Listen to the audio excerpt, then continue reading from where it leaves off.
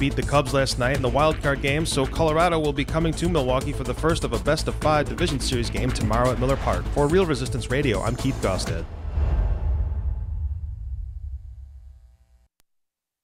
The following program is a presentation of DC Communications, LLC. Warning, you are about to listen to the greatest radio show ever.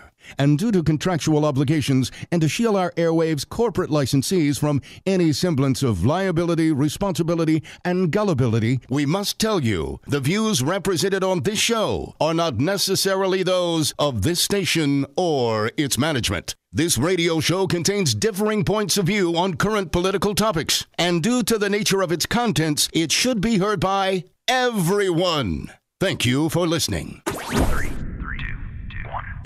Now live from the heart of liberal Wisconsin, where the political party is just beginning, welcome to the Devil's Advocate Show. Best friends proving it's never personal, only politics. Please allow me to introduce myself. Now here are your hosts, Dom and Crute. Welcome to the Devil's Advocates Radio Show. Happy Hump Day to you, my little buddy. Crudy, happy Hump Day, man. What's going on? Hey, did you do anything last night? Maybe a Cubs game? Maybe watch a presidential cult rally? I watched some of the Cubs-Rockies game, but then it went to extra innings. I had to turn Colbert on, man. I got priorities. I figured the outcome's going to happen with or without me. I'd figure out who our opponent was in the morning's paper, but that... You know, the baseball, that'll be on a differing channel at a differing time. You've tuned in for the Devil's Advocates, and boy, do we got a big show for our fair audience today, Dom. We got the Iron Stache. He's coming in studio on Brady Street. Nice. Randy Bryce, he, of course, running to replace Paul Ryan, former Speaker of the House. I guess he's currently the Speaker of the House. Oh, but he will not be. Ryan retiring in the prime of his career, Crudy. Speaker. I mean, there's only a couple spots to go from there. Well, I suspect he'll go out and make some really big dollars for a few years. You know, spend more time with the family. Cashing in. And cash in. Very, very well said. So Randy Bryce joins the Devil's Advocates on Brady Street about 4:30 this afternoon. And Dom, more headlines about the cover-up that was Lincoln Hills. And our buddy Ed Wall coming back this afternoon in the happy hour today. 5:05, Ed Wall's going to drop, what do they call that? Evidence. Evidence of a cover-up wasn't even in the original book, Unethical. He's got a whole new unpublished chapter, and you, our fair audience, you can play along. You can do your homework. You can see the evidence of the cover-up at Lincoln Hills. And we're going to talk with Ed Walls. He'll present new evidence today, Former, Dom? Department of Corrections under Scott Walker, a Republican who also wrote Cabinet a book Secretary, entitled, yes. what, Unethical? That was the headline. I've got that book. Yours as well, the autographed copy. Come on, man. I bring it back and forth every day in my briefcase. I used to do that in college. I just traveled with my books, think that maybe osmosis would bring the knowledge to me. Hey, I read big chunks of that book. You haven't even cracked the book open. I totally would if you gave it to me. Well, you know, you'll have to remind me. Well, I'd rather just speak to the author. That way it's like the Cliff Notes. I don't have to read it then. Yeah, that works out well. So evidence perhaps of a cover-up, not even published in the original book, but evidence you can only find right here on the Devil's Advocates. Our man Ed Wall joining us in the 5 o'clock hour. Another big show, Dom.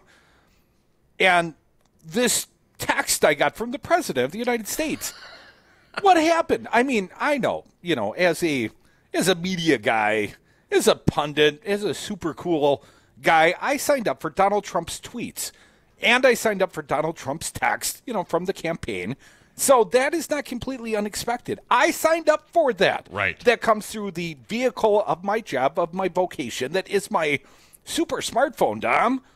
But I was a little taken aback, along with many of the others in this fair nation today, when Donald Trump, booty texted me this afternoon? An emergency? A presidential alert, Crudy, and I have it here. Emergency alerts. This is 1 hour ago. Presidential alert. This is a test. All in caps, much like the president would do of the National Wireless Emergency Alert System. No action is needed. Whew.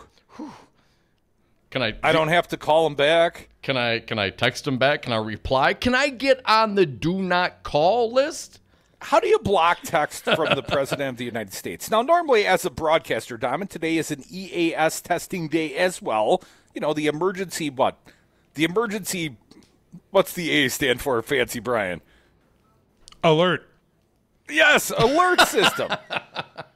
Well, I wasn't so alert, but thankfully Fancy Brian was. I'm not so alert about what EAS means, but as a broadcaster, I know the FCC says, hey, you got to run an alert. You got to put it on your radio station. You got to let people know if something bad, really bad happens, they can tune in right here on Real Resistance Radio. Right. There has to be some sort of way to get the message out to the masses.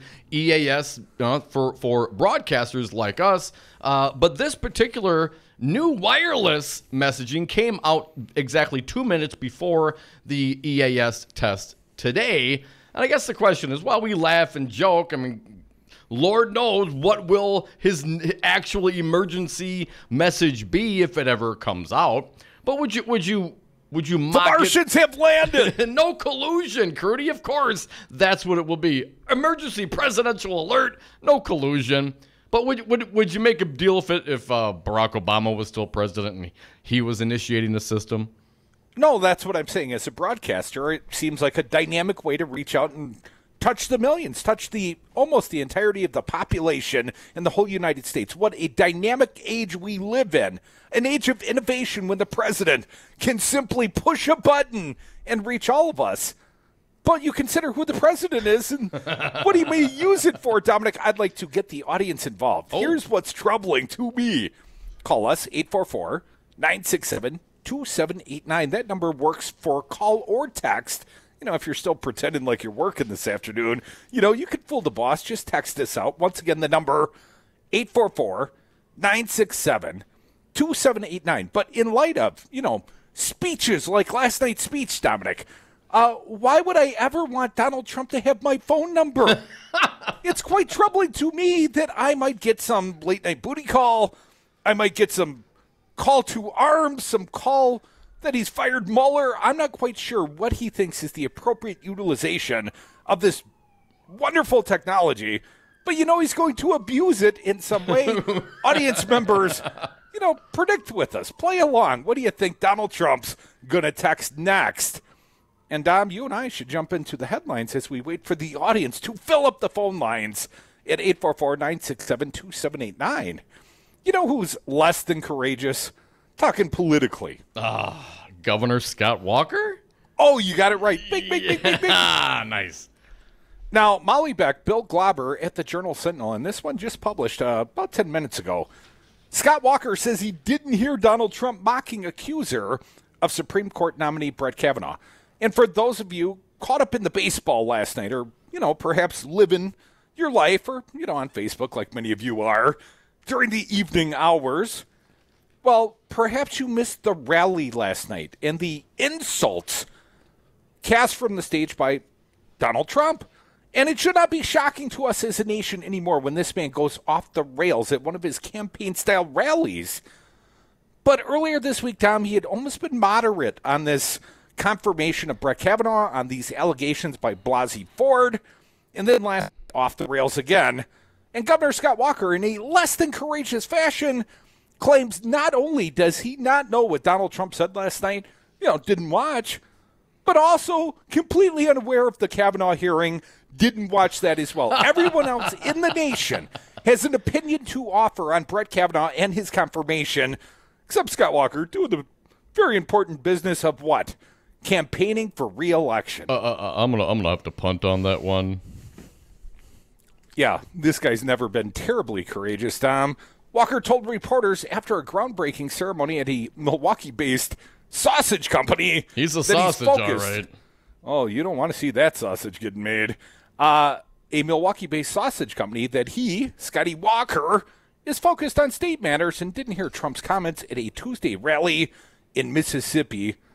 I didn't hear them for me. I'm focused on the state right now, Walker said after an event at Clement's Sausage Company I said earlier last week that I thought the issues that were raised should be treated seriously by the United States Senate. I still believe that going forward. What, you have no opinion on this POS president mocking an assault victim? This is your guy. You will campaign with him if he comes to the state of Wisconsin. This is the president, your Republican leader, and you have no comment.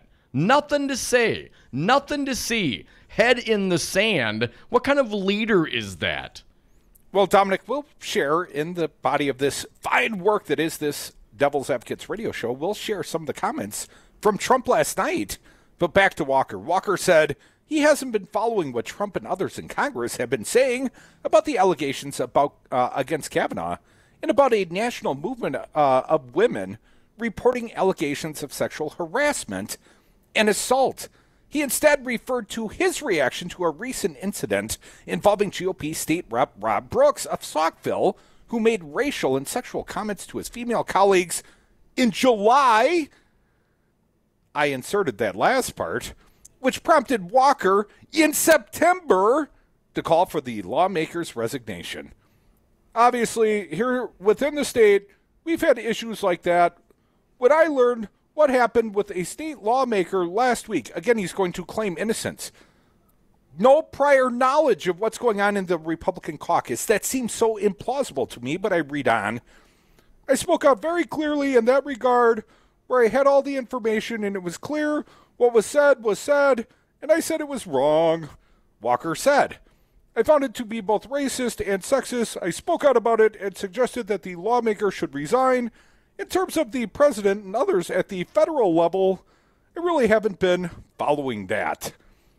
Uniquely, he's the one guy in America not following what's going on with the Kavanaugh confirmation hearings. Because, I mean, doesn't he have a current lawsuit that could end up before the U.S. Supreme Court? You know, his efforts, him and Brad Schimmel, trying to take Obamacare away, trying to take away protections for pre-existing conditions. Yes. Isn't that the same Scott Walker, that guy that lives and dies by litigation, utilizing the courts to his conservative ends? That guy didn't know what's going on with confirmation. That guy, Crudy. He also said on Sunday he did not watch last week's hearing featuring Kavanaugh and Ford. Quote, it's hard for me to judge not having watched any of that yet. You're not going to do the wanker voice? What about Saturday Night Live? You didn't watch the Matt Damon version? You and Dom off doing God knows what last week? Dom, you got caught up with Matt Damon first, right? Yeah, my first exposure to the testimony was Matt Damon's mocking of that, and yes, it was fairly accurate. No, I'm not doing. If Walker had watched only that, he would have gotten the gist. You would have got a gist, no doubt. Again, Walker, it's hard for me to judge not having watched any of that yet. I just said early on that they should take it seriously. By the same token, that's essentially a but. Here's a guy who's been on the Court of Appeals for a decade and a half. He's clerked for a Supreme Court justice. He's been in a federal position. His resume is almost identical to just about every other justice on there, whether they're appointed by a Democrat or Republican. So as a professional, he's eminently qualified. Well, that's pretty specific Dominic, detail about a guy he doesn't know anything about. He offers he knows his resume inside and out, but I threw him to the wind, Once I got done reading his resume and checking out when he clerked for whom, ever since that point, once he was approved by the Federalist Society, that's all Walker needs to know.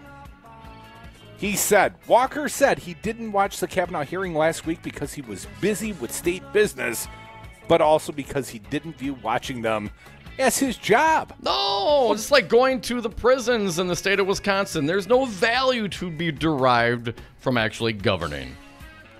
Folks, we are the Devil's Advocates. We'll come back. Phone lines open for you. What is President Trump going to text you next? It could be bad. It could be really bad, I predict. Want to hear your opinions, though. 844-967-27899. But call or text. Bottles, I can't walk up to the lake shore. I'm busy right now.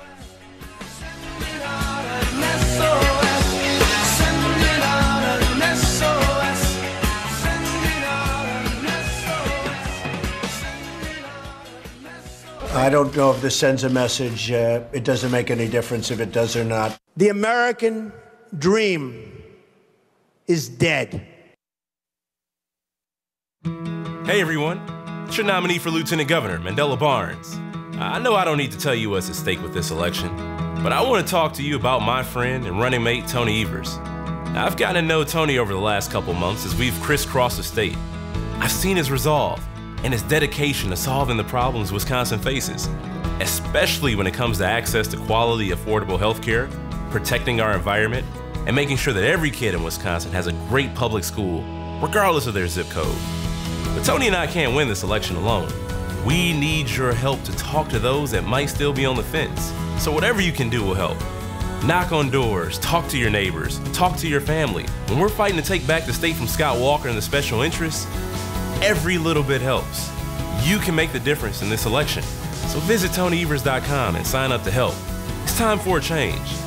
And that's why Tony for Wisconsin paid for this ad.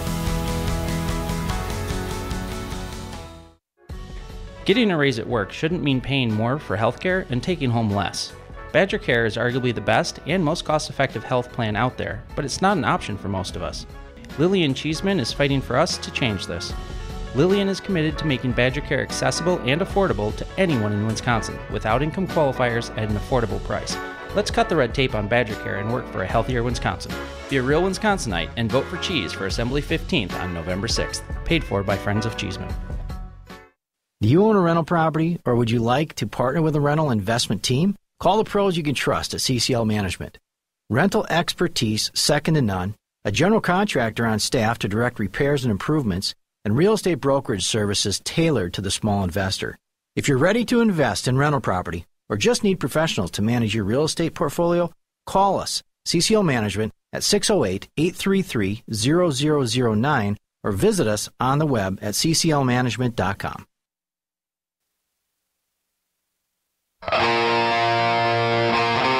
The Devil's Advocates. Sausage making never looked so good.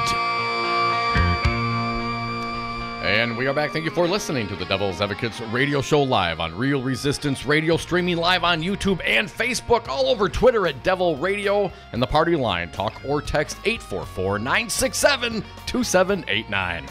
You know something else I now blame Scott Walker for? What? Now I want Italian sausage, man. The sausage? Well, we want to do some racing? The sausage racing? I don't care what it's made out of, man. I could go for a Clements right about now. Dominic, what about this speech last night? What? I watched some baseball, and I did watch a lot of MSNBC, to be quite honest with you. I wanted to get the comprehensive coverage of the Trump fraud, the tax evasion, the fraud. I read the entirety of that piece at the New York Times last night. I watched Rachel Maddow. I did all my homework. And then Trump was out there blabbing at a rally. What was he saying in my inattentiveness? Crudy, this is actually, so you did that. I actually caught a little bit of this, but, seeing the highlights today, highlights/lowlights, it's really stunning. And the crowd behind him, all in. Men and women, they're all about it. But let's warm it up. Let's start at the beginning. They love themselves. It was like a friggin' stand-up routine, Crudy. I mean, they love themselves some victim bashing. It's really atrocious. Republicans, are you kidding me? I never want to hear anybody giving me any hell about my attitude, the words I say, and how I say it, ever, ever, ever. Let's start with Cut 80. A Democrat takeover of Congress will plunge our country into gridlock and chaos like you haven't seen before. Mass hysteria, cats and dogs living together. What? It gets worse than this? Let's keep on going. 5 weeks from today, all of this extraordinary progress is at stake. It is at stake. I'm not on the ballot, but in a certain way, I'm on the ballot, so please go out and vote. Go out and vote. Oh, yeah, he is on the ballot for sure. We need to get his ass out, and the only way to do that is get some Dems in.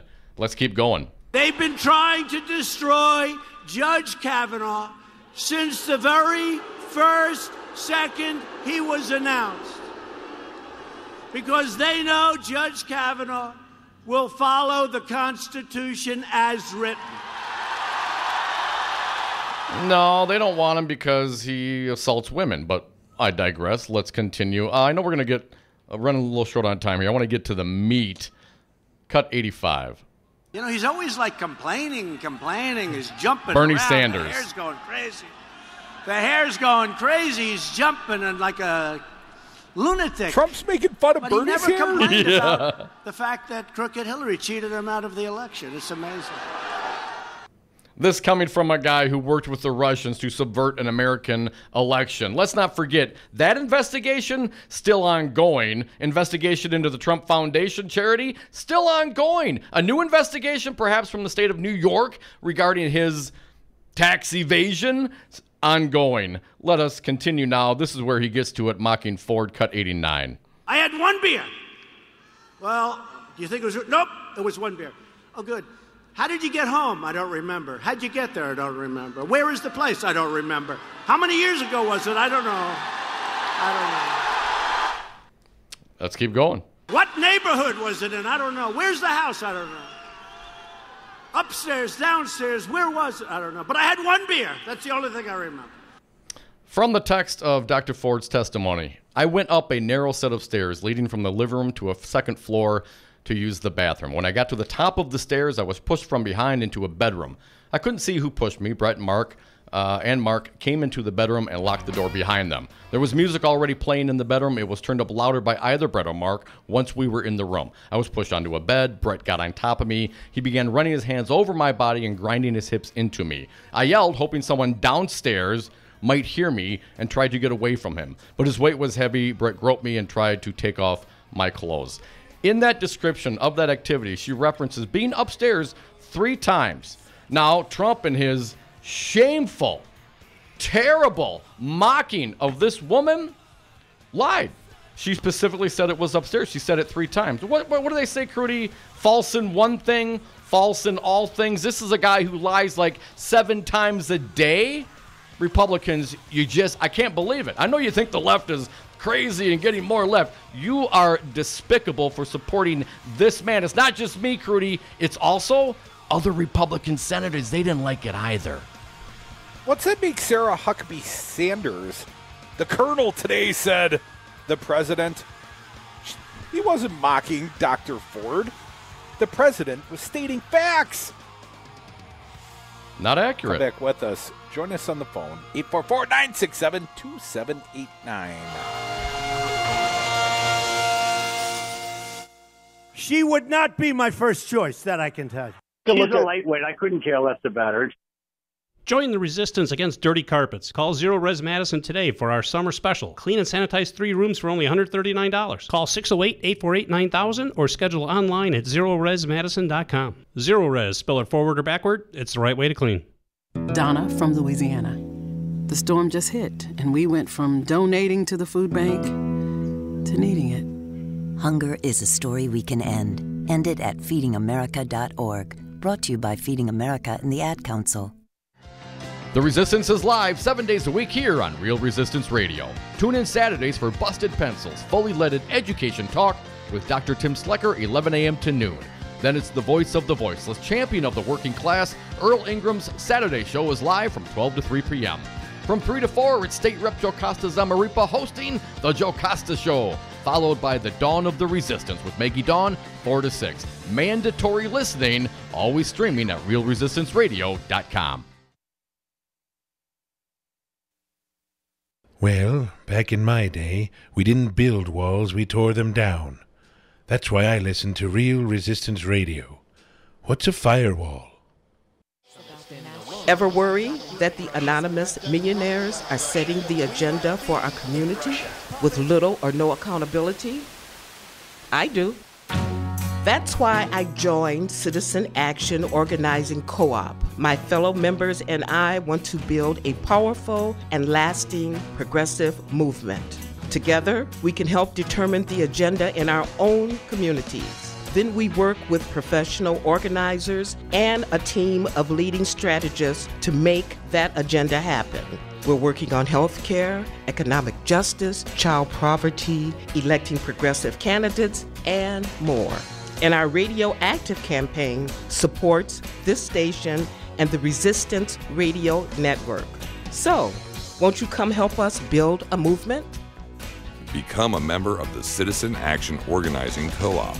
Go to citizenactionwy.org. Hi, Resistance Radio listeners. This is Kim Schrader, the president of the Milwaukee Teachers Education Association. We are the 4,600 educators who make Milwaukee's public education system possible. MTA members are the guardians of public education because every single day we are fighting to strengthen and protect public schools our students deserve. MTA educators are leading the fight in Milwaukee public schools for smaller class sizes, more recess, physical education, art, and music opportunities for every child in MPS. MTA educators are the champions for healthier school meals, positive discipline practices, equitable schools, and schools that partner with parents. MTA members are the guardians of public education, and we are proud to teach all children, regardless of their zip code. To learn more, follow us on Facebook at the Milwaukee Teachers Education Association.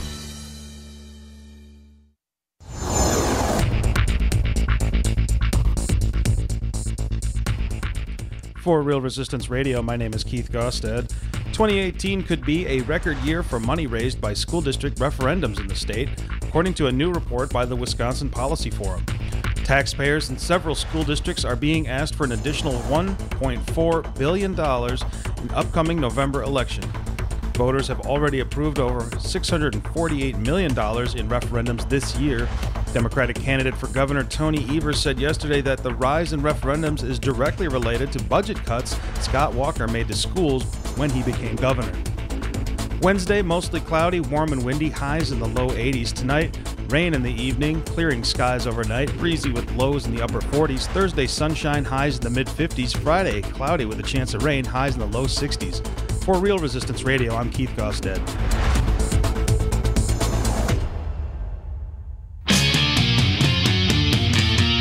The Devil's Advocates, radio for nasty women everywhere.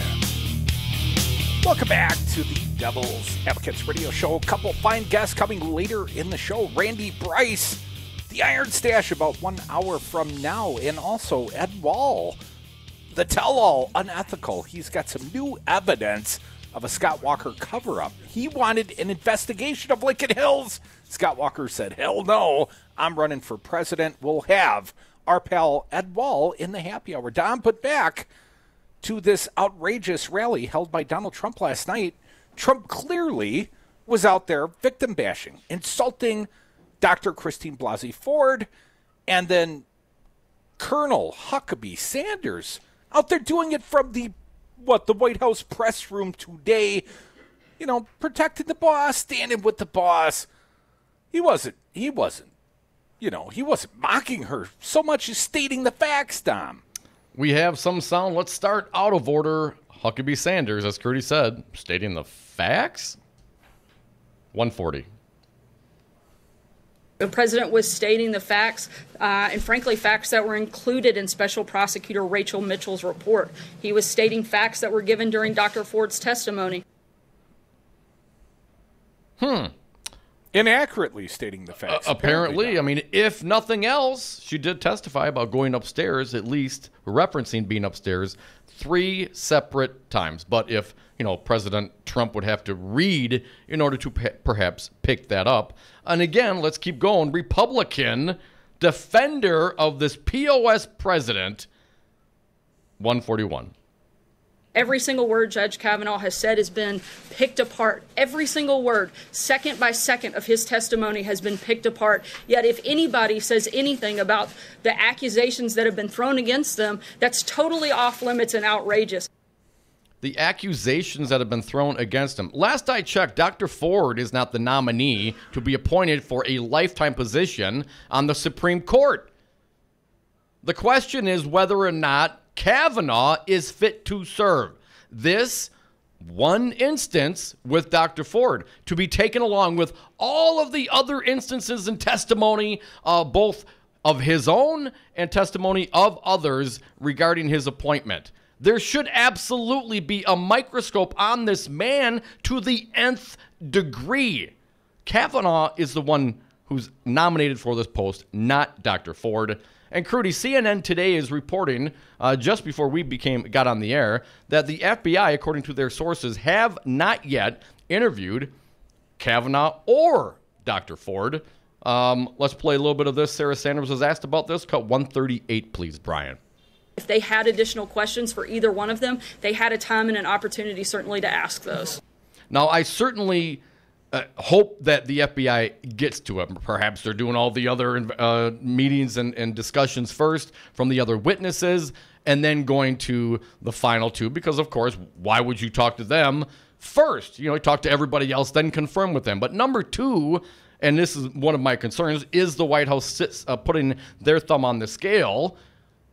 You want to talk to both of them to make sure their stories remain the same. Even if it's the same question, does she give the same answers? Absolutely. You cannot wrap up an FBI investigation of this matter without speaking to Kavanaugh and Dr. Ford. So I'm just hoping that this just hasn't come to fruition yet. Senate GOP expects FBI report by Wednesday afternoon. That's today. That's right now, Dom. According to thehill.com, Alexander Bolton, Senate Republican leaders expect the FBI to provide its supplementary background report on Supreme Court nominee Brett Kavanaugh on Wednesday and vote on the nominee Friday or Saturday. Senate Republican Conference Chairman John Thune said after the GOP conference lunch meeting that senators are expected to get the report Wednesday afternoon. The leader's assumption, and I assume he knows more about this than the rest of us, is that it's coming today, Thune said, referring to the expectations of Mitch McChinless. More Sarah Huckabee Sanders today. Let's go 139. They're not opposed to Judge Kavanaugh's judicial views. They're literally trying to undercut the voice of the American people when they elected Donald Trump. Now, where were you on this very issue when the Republicans would not let the duly elected President Barack Obama put forth his nominee? Does everybody forget about that, Republicans? I mean, even if you thought that was a great strategic move, and hell, you got the votes, right, Ron Johnson? You can do what you want. But if you're looking to remain consistent and not be a hypocritical bastard, how could those words ever come out of your mouth? I mean, the guy had a year. He was still the president. I have an answer, Dom. Okay, Miracle? I never hear those words come out of any Republican's mouth. Hey, Ron Johnson is quoted here. Senator Bob Corker separately told reporters it's likely to be handed over Wednesday, talking about this FBI supplemental investigatory report. And Senator Mike Rounds said Republican senators expected the FBI would be able to give them the report later Wednesday. And here's the quote. You ready for it? I'm here. That's what we're being told, said Senator Ron Johnson. Yeah. Somebody said. I overheard it in the bathroom. Let's keep going. Sarah Sanders defending Trump, 142. The president's very confident in his nominee, as he stated time and time again, and we expect the Senate to vote, and we hope they do that soon. Let's keep going. Sarah Huckabee Sanders defending the indefensible. Certainly, the testimony by Dr. Ford was compelling. What? But you can't make this decision based on emotion. It has to be based on fact. Okay. Well, then how could it be compelling? So she was up there very emotionally lying to you? I guess I'm unclear. The Republicans continue to try to have this both ways, and they're very specific. They blame the Democrats, or they try to, specifically Sarah Huckabee Sanders, instead of Dr. Ford. Because, of course, you can't directly attack Dr. Ford, although Trump did that yesterday. Let's keep going, Sarah Huckabee Sanders. Certainly, the testimony by Dr. Ford, every person that she named has come out and said either they didn't recall it or it didn't happen or they weren't there. Every single bit of evidence and facts that we've seen in this moment have supported Judge Kavanaugh's case. That we've seen in this moment. A few asterisks there, Dom. So Susan Collins. We have Susan Collins. We have some sound of her also responding to this. If you wait. Before we move on, CNN, Jim Acosta, I don't know if you saw this part, Dom, but CNN's Jim Acosta mocked Sarah Sanders after the press briefing meltdown. Facts be damned, after calling out White House Press Secretary Sarah Huckabee Sanders for claiming Donald Trump was stating facts when he made fun of Dr. Christine Blasey Ford's sexual assault testimony, CNN's Jim Acosta unloaded once more on Wednesday afternoon. Obviously, they're on the defensive, Acosta told host Wolf Blitzer, and we've seen why this White House so rarely does press briefings. They're in a losing battle with the truth, it seems. Sanders, the White House correspondent, continued tried to sell the whopper lie that Trump was not making fun of Dr. Ford when he imitated her testimony during a rally in Mississippi the night prior. Only the most partisan Trump supporter would argue otherwise, Acosta noted. He went on to add that the press secretary's performance Wednesday indicated that the White House patience is wearing thin. They want this confirmation done by any means necessary, Acosta concluded. Facts be damned. It was truly shameful. It is truly shameful, and I don't know how these Republicans continue to... The conservatives, those of you church-going, family, type. I'm not sure what Republicans, what your base is anymore. Where do you draw your morality from? If this is your leader and he gets an entire crowd clapping along and mocking a victim, it is shameful. Also, Jeff Flake, a Republican senator from Arizona, Susan Collins, Republican from Maine, and Murkowski from Alaska, well, they had something to say about this. Flake said this: "There's no time and no place for remarks like that. To discuss something this sensitive at a political rally is just not right. It's just not right. I wish he hadn't done it. It's kind of appalling." Also, Murkowski said this: "I thought the president's comments yesterday mocking Dr. Ford were wholly inappropriate, and in my view, unacceptable." And we have Susan Collins' sound, if you would please, Fancy Brian, play 124. The president's comments were just plain wrong. Just plain wrong. Appalling. Just the facts. Wholly They were just inappropriate. the facts. Yes, and there she sits, Sarah Huckabee Sanders, defending the indefensible. Dominic, you hear various accounts.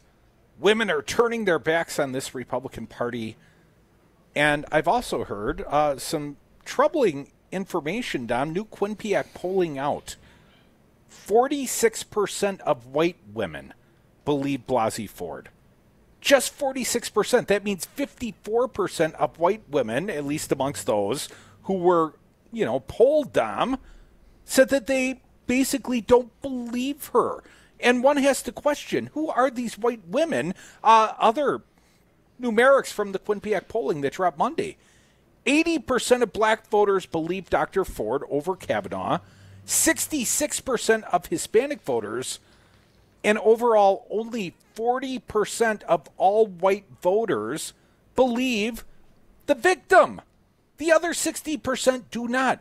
I mean, if you've ever needed an example of white privilege, white entitlement, Dom, it's right here. Yeah. When split by gender, 46% of white women believe Dr. Ford and 43% believe Kavanaugh. A statistically insignificant difference. And, Dom, this includes both you and I and, of course, Fancy Brian. Only 37% of white men believe Dr. Ford. Approximately 1 in 3 believe the accuser. 2/3 of men are what? Saying, oh, that's boys being boys? I don't want my earlier youthful indiscretions ever examined in the same sort of way, so I give them cover? I mean, what? How does one not find Blasey Ford credible? Quite frankly, I thought she was much more credible than the angry, the bipolar Kavanaugh. I mean, his testimony was so out of left field, Dom. And to take his side over the accuser side, because what?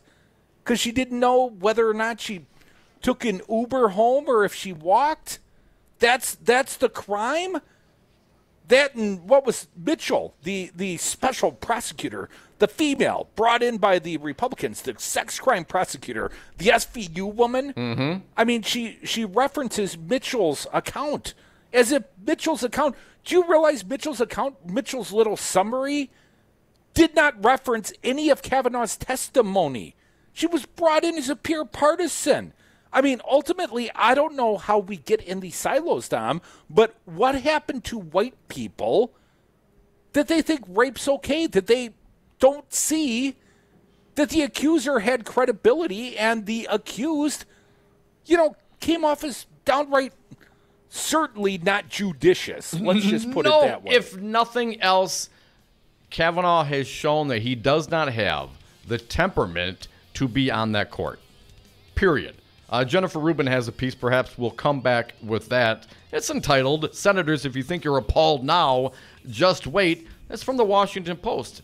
Jennifer Rubin, she's a conservative, and she's a woman, and she takes some umbrage with the way that this entire scenario is being handled. And I got to tell you, Crudy, the way Trump handled this yesterday and the way that he massaged that crowd and the way that crowd reacted to him, it is certainly appalling, and it's dangerous and it's scary, and I don't know how the Republicans can say that they are any sort of party of family or wholesome goodness.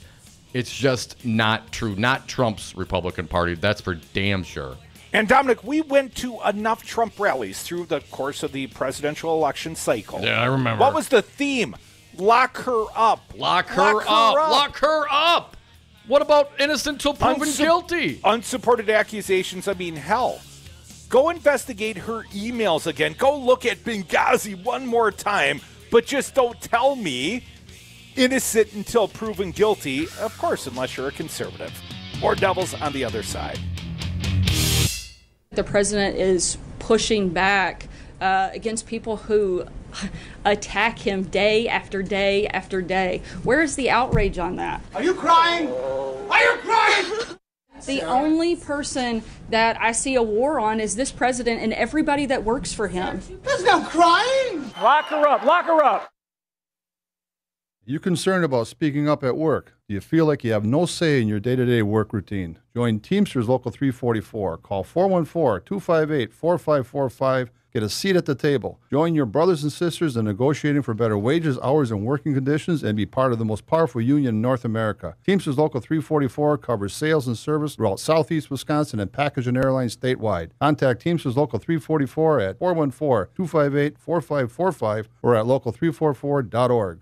I'm Andy Buck, Field Representative with Painters and Allied Trades of Wisconsin. It's an issue that brings constant challenges for building contractors. How to find qualified painters, glazers, and drywall finishers. IUPAT knows what you want. A professional job performed by skilled workers who care about safety, training, and finishing strong. Workers who are reliable and ready on demand. Let IUPAT provide the people power that you need. You'll feel confident the job is finished right. Connect at IUPATDC7.com and finish strong. Steven. Who said that? Me, down here. Ugh, what are you, a yellow booger? I'm a banana slug, Steven. What are you doing in my room? I'm your sense of adventure. It's been a long time since we've had an adventure in the forest. Mom took me to the forest last year. I'm a slug, Steven. It took me a long time to get here. You're right. I should get out. Yeah, the forest is not that far away. Hey, Mom! Come to the forest where the more adventurous you lives. Check out discovertheforest.org for cool places nearby. Brought to you by the U.S. Forest Service and the Ad Council. Live via phone, he is former U.S. Attorney Jim Santel. Firing Bob Mueller doesn't mean that the prosecution, the investigation goes away. Pardoning one individual does not mean that you undo everything that has been done before. So this notion that somehow by shutting down and by pardoning and by sort of stopping the process, you're also stopping the wheels of justice is simply, again, it's simply wrong. The Devil's Advocates, weekday afternoons on 1510 a.m. Wisconsin's Resistance Radio. The Devil's Advocates. Never personal, only politics. And we are back. Thank you for listening to the Devil's Advocates radio show on Real Resistance Radio. You can join us on the phones at 844-967-2789. That's a text and talk line, whatever you prefer. Crudy, before we went to the break and before we get to some callers, I want to get this article out there from Jennifer Rubin in the Washington Post. Senators, if you think you're appalled now, just wait. I'm going to start this off, Crudy, then you can bring it home if you would, please. So writes Jennifer Rubin. Appearing on the Today Show, Jeff Flake reacted to President Trump's mocking of Christine Blasey Ford at a political rally Tuesday night. We read it. I'll read it again. There's no time and no place for remarks like that. But to discuss something this sensitive at a political rally is just not right. It's kind of appalling. This echoes the reaction of Senator Susan Collins from Maine when Trump first attacked Ford by tweet, saying if the attacks had been that bad, the teen Ford would have gone to the police. Collins said then, I was appalled by the president's tweet. Apparently she's appalled once again. But I continue. There is plenty to appall, writes Jennifer Rubin. Judge Brett Kavanaugh's baseless allegation that he was the victim of a smear stemming from Hillary Clinton's 2016 loss. Kavanaugh's obnoxious retorts to Democrat senators, including Senator Amy Klobuchar, Senator Lindsey Graham calling for Klobuchar to apologize, Republicans' objection to any investigation of Ford's claims, Republicans' repeated false assertion that there is no corroboration for Ford's accusation, ignoring her polygraph, her prior remarks, and most notably, Crudy, that I saw here, Kavanaugh's calendar entry for July 1. Republicans' decision to hide behind a female assistant, as Senate Majority Leader Mitch McConnell referred to prosecutor Rachel Mitchell, and then discard her in favor of hysterical rants, apparent efforts to curtail the FBI investigation, Ed Whelan's defamatory accusations aimed at classmate of Kavanaugh's, and Kavanaugh's seemingly mischaracterization of his drinking habits and high school references to sex and drinking, Crute. Kavanaugh surely is not blameless for what the president says and what bile spews from Graham's mouth. He surely is. He joined the angry, fact-free, and partisan fight. He could have refrained from adding fuel to the partisan flames. He early on could have asked for an FBI investigation. He could have declined to refer to one of the accuser's claims as garbage. He could have publicly or privately called on the White House and Republicans to cease their sleazy attacks on Ford. It's impossible now to separate the Republicans' disgraceful rhetoric and the tactics from Kavanaugh himself. He told us whose side he is on. He made clear he was prepared to start a partisan and scorched earth fight to get to the Supreme Court. Collins said she doesn't want to calculate the politics of her vote, apparently meaning that she won't attempt to figure out what is best politically for her. She and the other Republicans who remain undecided should not, however, ignore the institutional and social ramifications of a vote to confirm Kavanaugh. Here are a few bullet points from Jennifer Rubin. He will be tainted by the partisanship he demonstrated, his willingness to misstate facts, and his baseless accusations against Democrats. The Supreme Court's 5-4 votes will lack political legitimacy in the eyes of many, if not most, Americans. Democrats will initiate an investigation and possible impeachment proceedings if they win the majority in one or both houses. From Jennifer Rubin's page to God's ears, I hope, Tom. The tactic of gender division will be vindicated. The public smearing of victims will be legitimized. Fewer women will then come forward. Belligerent and abusive men will, with increasing frequency, will tell their victims, no one is going to believe you. So yes, Kavanaugh should bear the burden of all that follows. If he had maintained his judicial comportment, answered senators respectfully, admonished Republicans for their unhinged, groundless accusations, and been entirely candid about his drinking, that would be one thing. Since he instead has chosen to become a partisan combatant, it is not only fair but necessary to hold him accountable and to protect the Supreme Court and the country from the consequence of his confirmation. Jennifer Rubin, Washington Post, supposedly a conservative, Don, but there are so few anymore. There's only Trump Republicans. Well, and this is the Trump effect on this party, man. You know, just deny. And don't just deny, no, it wasn't me. I mean, you fight, like, right? Isn't that what he says? You fight back hard. Deny. You hard, you sue, you fight, you kick, you do whatever you got to do to win. Doesn't matter if you were in the wrong, if your behavior was wrong. All you got to do is deny, fight, and that's exactly what Huckabee Sanders is doing. That's exactly what Kavanaugh is doing, and that's exactly what those Republicans who sat behind Donald Trump and cheered his terrible behavior. What a shame on this country, people. Are you kidding me? 844-967-2789. Let's get some callers in here before the end of the hour. Wisco Paul, you are up. Happy Hump Day. What do you got today? Hey, Paul. Hey, thanks for taking my call. It's a high blood pressure day today with this going on. It doesn't seem like the GOP cares. They just drink the Trump Kool-Aid, and they're about to just shove this guy down our throat, which I think will come back to haunt him. But the point is, I think this Kavanaugh is Trump's get-out-of-jail card, and maybe some other GOPers that are going to face criminal prosecution when this is all over.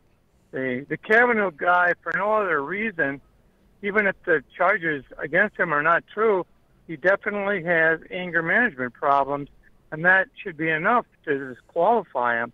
Plus, he said on the stand that he was, what goes around comes around. That means he's going to come after unions or anybody that opposes his ideas. And that's another reason. You know, some of this reminds me, not all of it, but some of it reminds me from Governor Flyover's playbook. You know, you get the Supreme Court, you get both parties in your favor, and you can just about do anything you want to do, and then you turn around and run ads and blame the Democrats when they don't have any charge.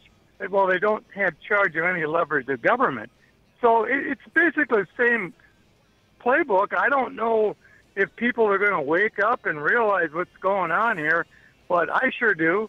And I don't know where this is going, but it can't be in a good place. Somehow, you know what? The only hope I see is the three GOP senators standing up and saying, hey, for the love of country, if for no other reason, we're going to deny this guy and we'll pick somebody else. And Sorry about that, Paul. Thanks for the call, man. Wisco, the hope I see is that we have midterms and gubernatorial elections 5 weeks from yesterday. You know, don't boo, vote. Go out there and change it. Throw the bums out. If this does not have electoral consequence for this nation, this effort to victimize Trump and blame the actual victim, to turn it around upon the victim, suddenly, you know, the perpetrator becomes the victim. I mean, if that's the country we live in and that's codified at the ballot box, Dom, I am moving to Canada because this country needs to react. It needs to wake up right frickin' now. Come back with us. Devil's Advocates. We'll keep you woke. 844-967-2789. Hour 2 is next. No, I'm not going to join a cult. What do you got to do that's so f***ing important? You can't join the cult with me. Well,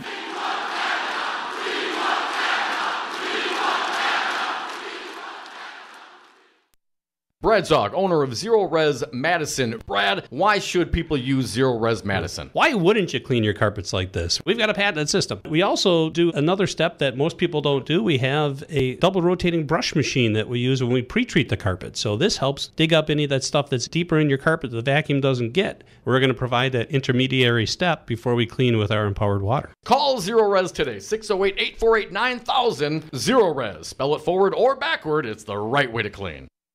Hi, this is Demi, pharmacist at Hyatt, locally owned pharmacy in the community of Milwaukee. Simplifying lives, one prescription at a time is our goal. Do free delivery of your medications to your home and at work. All your meds are brought together in one convenient dosage package individualized to your medication needs. We set up a house call with a licensed pharmacist to assist with medication management. We accept all insurance plans. To learn more about Hyatt, visit our website, HAYATRX.com. You are listening to Real Resistance Radio, WRRD 1510 AM Waukesha and WTTN 1580 AM Columbus. Always streaming at realresistanceradio.com. No empathy, mocking denial. I'm Mike Moss. I'm embarrassed that the President of the United States would do that to this woman. Senate Judiciary Committee member Kamala Harris says the president was wrong to mock Christine Blasey Ford, who accuses Supreme Court nominee Brett Kavanaugh of sexual assault. It's mean.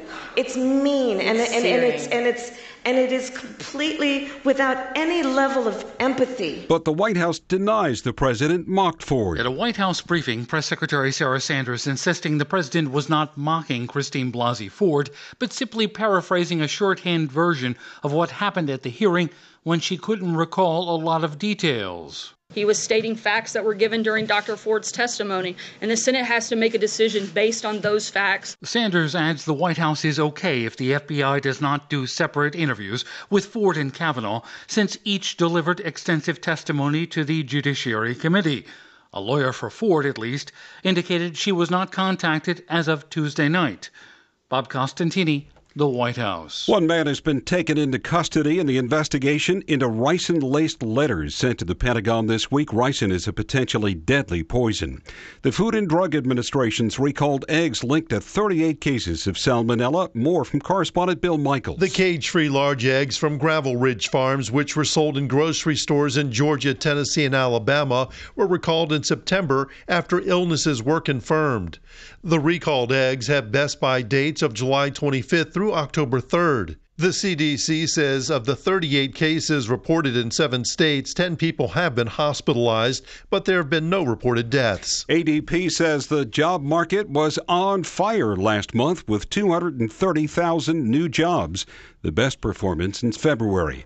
On Wall Street, the Dow closed up 54, the S&P up 2. I'm Mike Moss.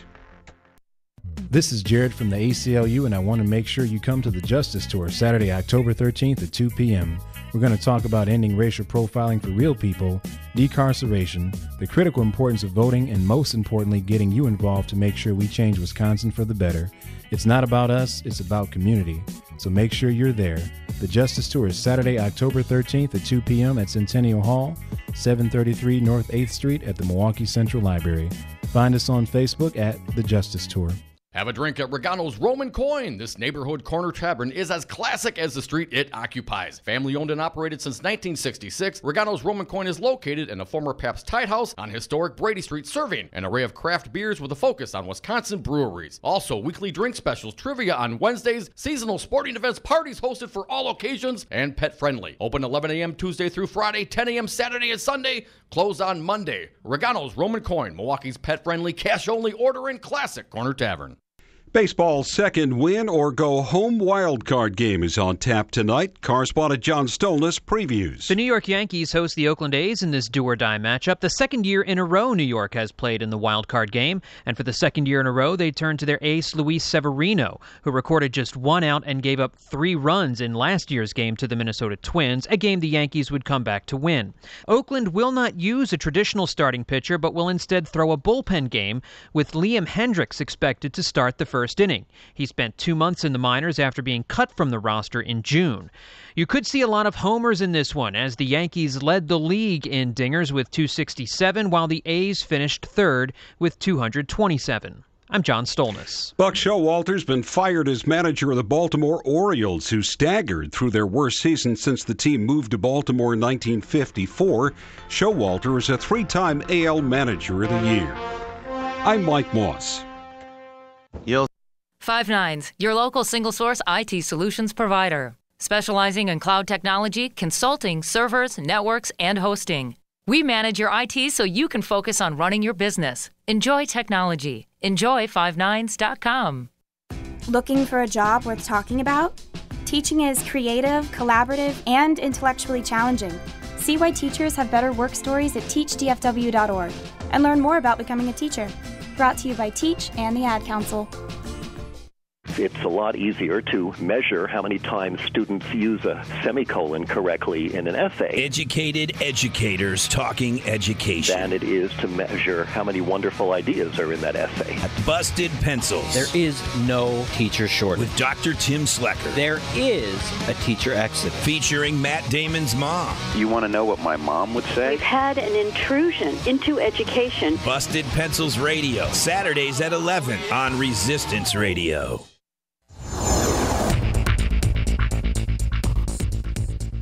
For Real Resistance Radio, my name is Keith Gostad. Here are your headlines for October 3rd. PolitiFact Wisconsin rates Leah Vukmer's claim that Senator Baldwin covered up the overprescription of opioids at the Toma VA as mostly false. A top Milwaukee Health Department staffer has been suspended for sabotage for creating a secret plan to deal with the city's lead crisis. WSAW-TV is reporting that Scott Walker knew about abuses at Wisconsin's youth prisons and that his administration told former Corrections Secretary Ed Wall to cancel his request for an investigation back in 2015. A 19-year-old man was killed late last night when he crashed his vehicle while fleeing from Milwaukee police. And the Milwaukee Bucks will play their first preseason game in their new arena tonight. The Rockies beat the Cubs last night in the wildcard game, so Colorado will be coming to Milwaukee for the first of a best-of-5 Division Series game tomorrow at Miller Park. For Real Resistance Radio, I'm Keith Gosted. The following program is a presentation of DC Communications, LLC. Warning, you are about to listen to the greatest radio show ever. And due to contractual obligations and to shield our airwaves corporate licensees from any semblance of liability, responsibility, and gullibility, we must tell you the views represented on this show are not necessarily those of this station or its management. This radio show contains differing points of view on current political topics, and due to the nature of its contents, it should be heard by everyone. Thank you for listening. Now live from the heart of liberal Wisconsin, where the political party is just beginning, welcome to the Devil's Advocate Show. Best friends proving it's never personal, only politics. Please allow me to introduce myself. Now here are your hosts, Dom and Crute. Welcome back. Hour 2 of the Devil's Advocates radio show. Dominic, you remember when your girl Leah Vukmer Leah wrote a letter seeking leniency for Bill Kramer, you know, the convicted state lawmaker, the guy who committed sexual assault. Initially, at least the first reporting we had is on one of Ron Johnson's staffers, but that secret was kept by the Republicans, the insiders, and Ron Johnson for like 3 years until he perpetrated a couple more times. And then Leah Vukmer wrote a letter seeking leniency on his behalf. Hell, PolitiFact even rated Club for Growth. Club for Growth made that statement against her in the primary, into the Senate primary, Dom, and PolitiFact rated it mostly true. Well, that Leah Vukmer, she's also on Team Kavanaugh. You're well aware of that, right, buddy? Oh, yeah.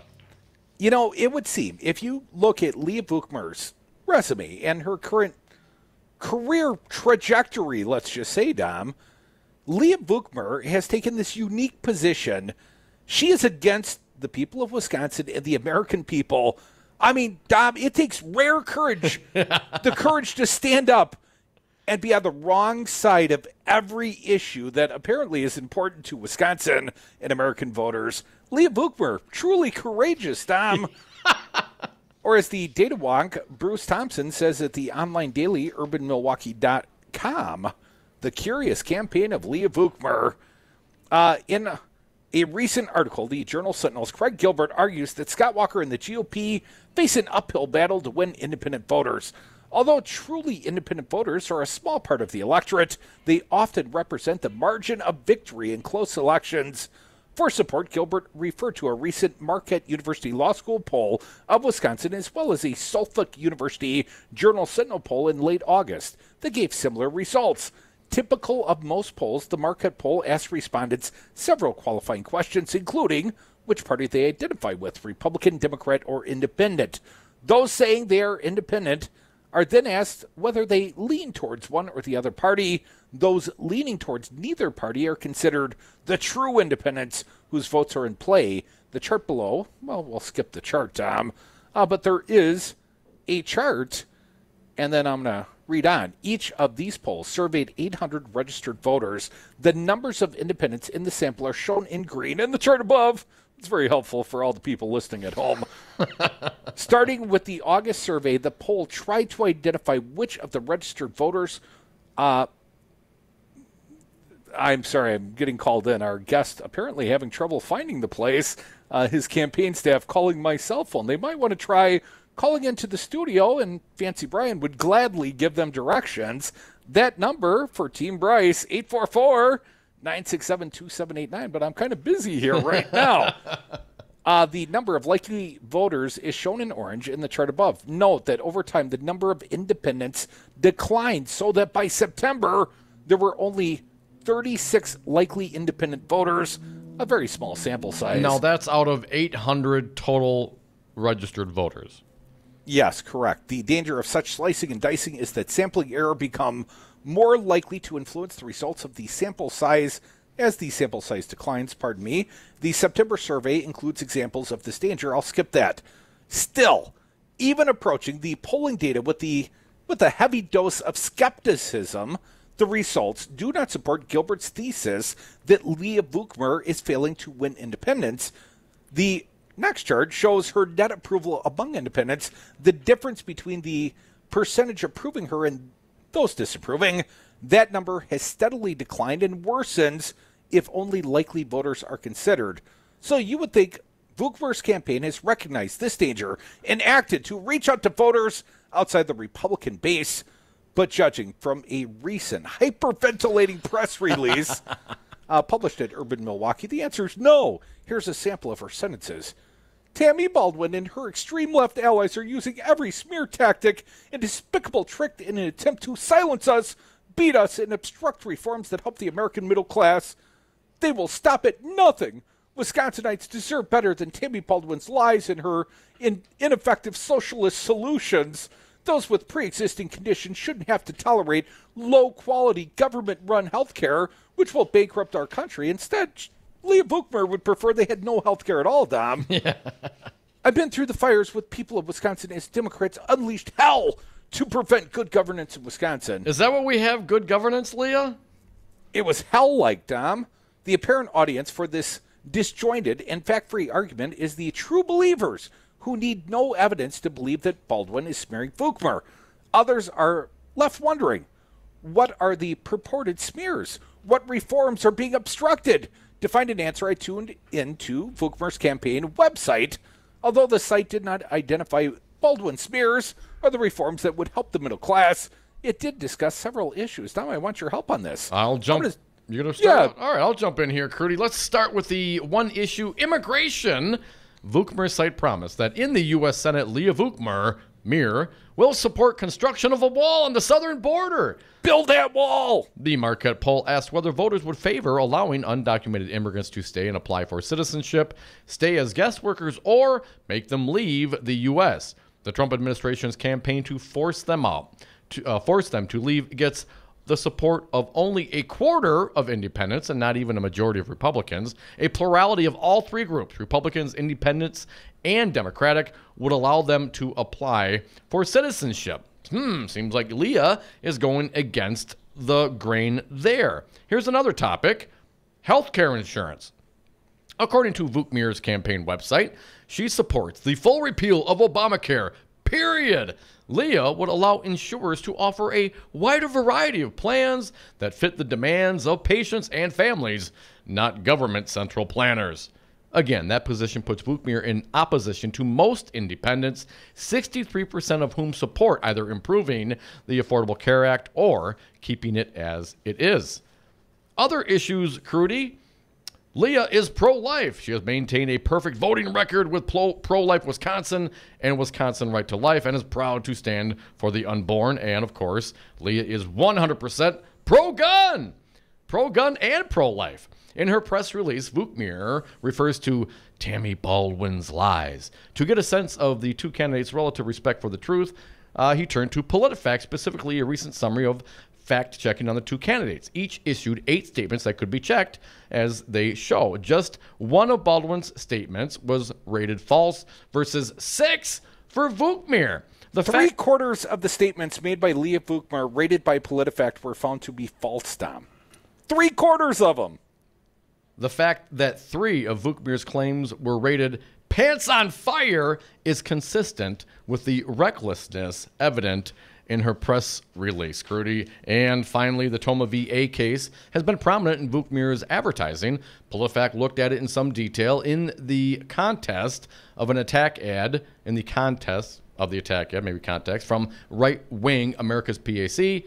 PolitiFact rated false the ads claim that Baldwin was told by a whistleblower about over-medicated veterans at Toma and made deadly mistakes that left 3 veterans dead. The recurring debate in political campaign strategy is whether to reach out to independent voters or to double down on one's base to drive turnout. The evidence indicates that Vukmir is taking the latter route. She's not trying to attract independents, but instead hopes to win by polarizing the electorate. Now, didn't PolitiFact also rate a variant on the whole Tammy Baldwin covered up the Toma VA today? Didn't they rate Leah Vukmir as false once again today, Dom? I did not see that today, Michael. I think Fancy Keith's been talking about it during the news hits, but yeah, false. False is the statement from PolitiFact because, of course, Tammy Baldwin only got the AG report, the IG report perhaps it's called, Inspector General report, one day before the gentleman, the veteran, he OD'd.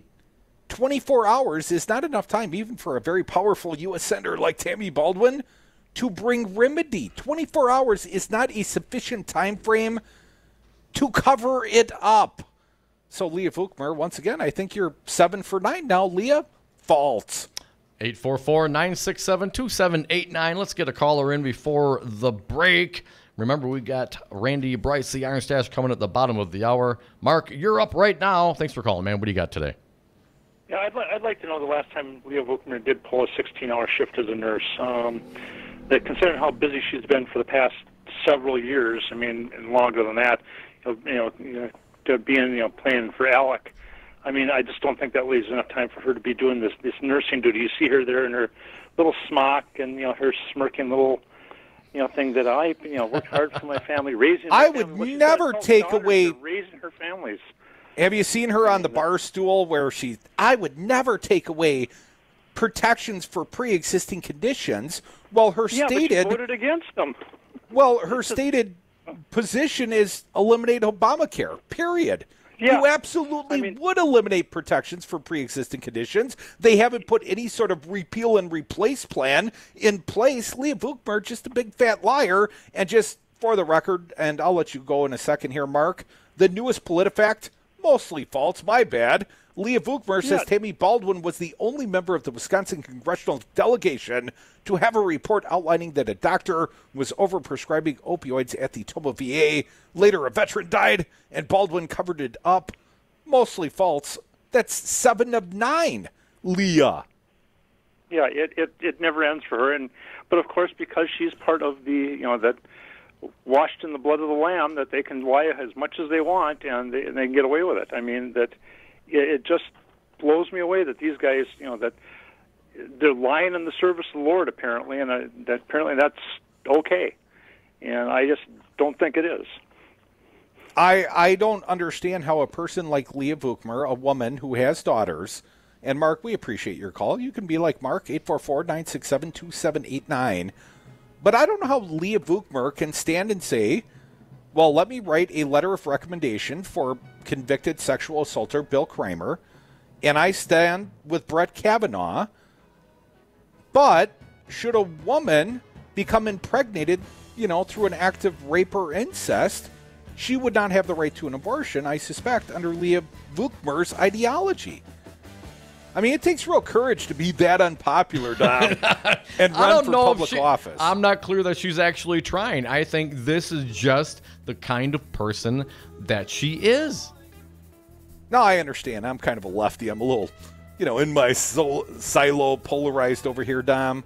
But I've always looked at you as more, wishy-washy, independent, swingy, if you will. I've swung. What's your thought on this? I mean, are there any platforms or positions that Leah Vukmir's got it right on? Crudy, I get the Republican sentiment. And remember, she's 100% against weed. Oh, to hell with her. Go Tammy Baldwin. We are the Devil's Advocates.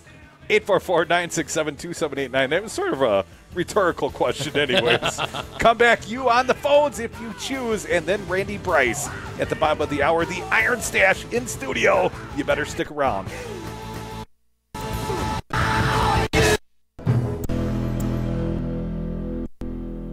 Oh, God. Oh, crap. Oh, thank God we live in this time. I'm Senator Leah Vukmir. I'm voting for Donald Trump. Oh, my God. Who the hell cares? We don't need to imagine the challenges our state faces. We live them every day. This is former State Representative Mandela Barnes. I'm running to be your next Lieutenant Governor. And whether it's more access to affordable health care, or clean water, or better jobs, or wanting the best schools for our kids, there's only one candidate for governor who will get results: Tony Evers. That's what Tony's done as a teacher and as state superintendent of public schools. I've seen Tony's character and his passion to do what's right for kids. I've seen Tony Evers listen to the concerns and problems of people around the state, and I've worked with him to find solutions to those problems. Isn't that what we need? 8 years is enough of Scott Walker and his failed politics of division. We need a governor who cares about all of us. We need a governor who's concerned about the next generation, not just the next election. It's time for a change. That's why Tony for Wisconsin paid for this ad.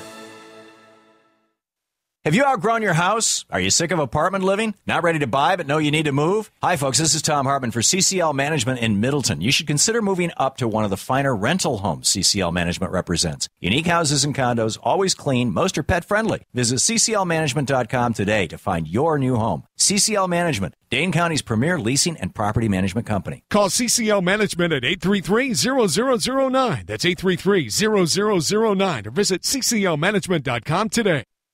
I'm Andy Buck, Field Representative with Painters and Allied Trades of Wisconsin. It's an issue that brings constant challenges for building contractors. How to find qualified painters, glazers, and drywall finishers. IUPAT knows what you want. A professional job performed by skilled workers who care about safety, training, and finishing strong. Workers who are reliable and ready on demand. Let IUPAT provide the people power that you need. You'll feel confident the job is finished right. Connect at IUPATDC7.com and finish strong. Hey, dude, quit bogarting. Tom and Crute are the devil's advocates. And we are back from the 420 break. Thank you so much for listening to the Devil's Advocates radio show. One love is what we got for you. You can join us on the phones at 844-967-2789. Dominic, before Randy Bryce comes in studio, let's talk about another line. This one yesterday, Jesse Apoyan at the Cap Times. I will read a Wisp Politics luncheon. How did we miss this one, Dom? I like stealing the cookies in the back. Assembly Speaker Robin Voss, Republican Rochester, was adamant on Tuesday that the federal Medicaid expansion will not be a compromise issue. No compromise. There will be no insuring of poor people, not as long as Republicans are in control, even if Assembly Republicans find themselves working with mixed government after the November 6th election. Well, I think Robin Voss does the math. He knows he is solidly gerrymandered as Speaker of the Assembly come hell or high water, and there is no compromise. Voss said several times on Tuesday, both during and after a Wisp Politics luncheon, that he believes and hopes Governor Scott Walker will win his re-election fight. Boo.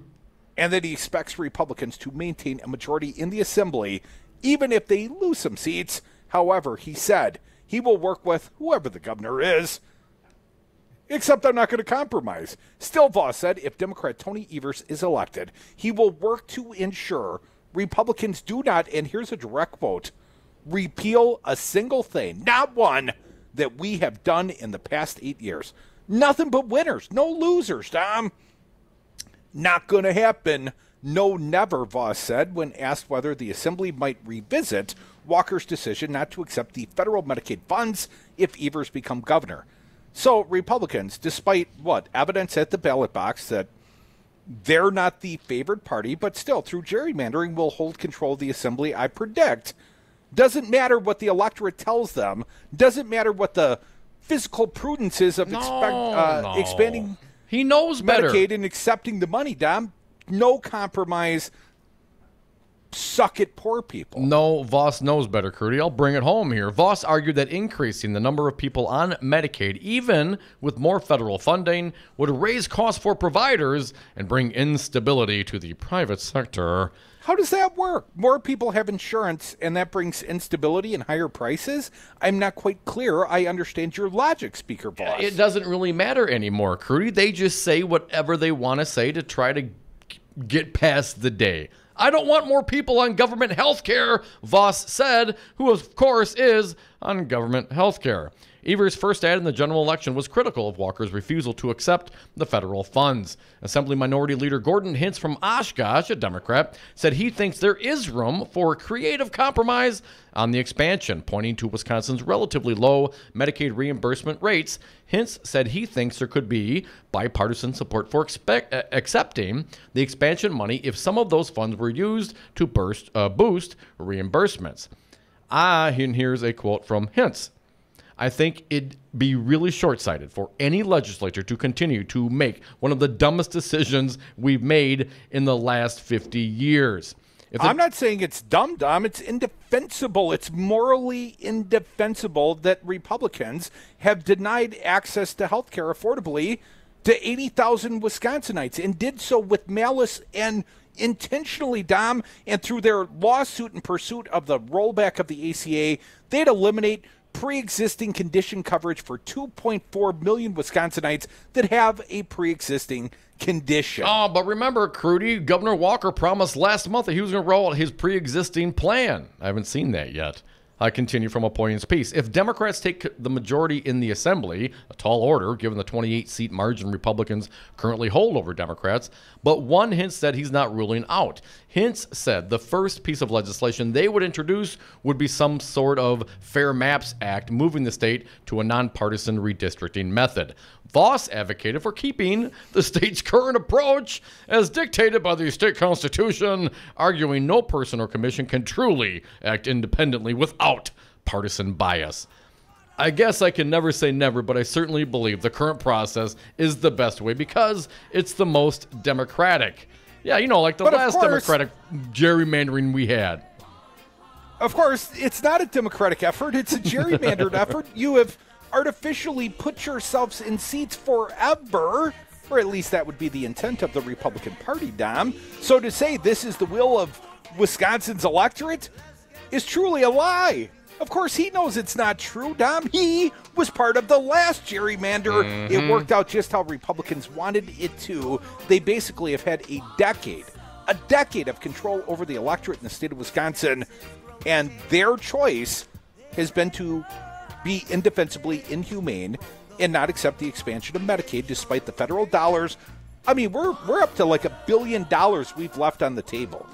And these Republicans are claiming, A, that they're compassionate conservatives, my ass, or that they're fiscal conservatives. No way. Come back with us. A fine guest in studio, Randy Bryce. He's the Iron Stache. He's going against Brian Style. He wants to repeal and replace Speaker Paul Ryan. Let's get together and feel alright. Give thanks and praise to the Lord, and I will feel alright. Let's get together and feel alright. The American public is tired of obstructionists. No, sir, I didn't like it. Join the resistance against dirty carpets. Call Zero Res Madison today for our summer special. Clean and sanitize 3 rooms for only $139. Call 608-848-9000 or schedule online at ZeroResMadison.com. Zero Res, spell it forward or backward, it's the right way to clean.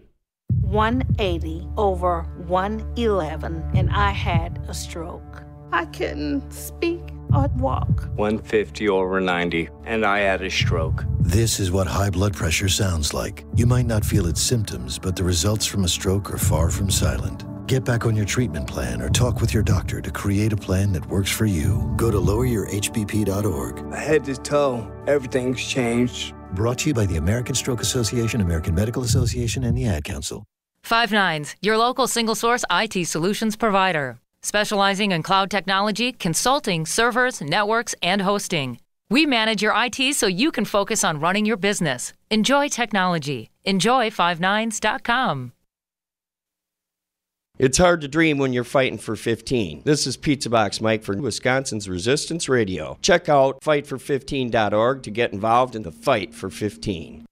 On marijuana, unfortunately, as a public health issue and a public safety issue, I've opposed that. Dr. Sanjay Gupta, how can medical marijuana help those addicted to opioids? There's three big things. There's clear consensus now that cannabis can treat pain. That is not an opinion. That is a consensus conclusion by big scientific bodies like the National Academy of Science. We also know that it can help treat the withdrawal symptoms of opioids. People, they don't want to be on them anymore. They want to quit, but they develop the terrible withdrawal symptoms. And now we have evidence that it can actually help heal the part of the brain that is diseased in someone who's an opioid addict. If you had to start from scratch and design a substance to help lead us out of the opioid epidemic, like in a lab, it would probably look very much like cannabis. Call Governor Scott Walker at 608-266-1212. Tell him good people do smoke marijuana. This message was paid for by the People for People Corporation. Donate online at p4ppc.org, p4ppc.org. I'm jumping in with my clothes on. Most party fouls are pretty dumb, but if you decide to drink and drive underage, you could lose your license and your freedom. Learn more at ultimatepartyfoul.org. Brought to you by the National Highway Traffic Safety Administration and the Ad Council. Indoor baseball, anyone? Most party fouls are pretty dumb, but if you decide to drink and drive underage, you could lose your license and your freedom. Learn more at ultimatepartyfoul.org. Brought to you by the National Highway Traffic Safety Administration and the Ad Council. The Earl Ingram Show. Join me at a new time, weekday mornings, for the Earl Ingram Show, 6 a.m. to 8 a.m. on Real Resistance Radio, Monday through Friday, and as always, Saturdays noon to 3. The Earl Ingram Show, streaming live at realresistanceradio.com. Don't miss it. Voice of the voiceless, champion of the working class, the Earl Ingram Show. I'll tell you what's going on.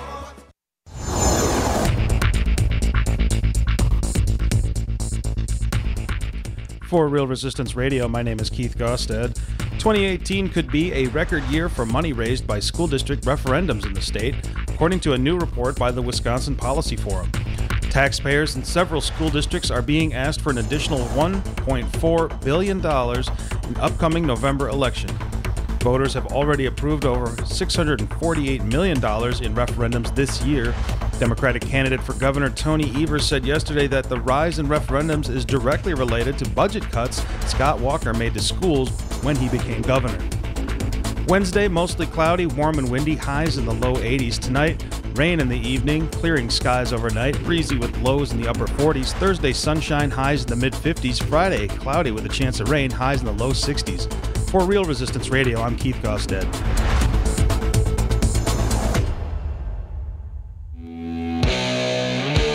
Hey,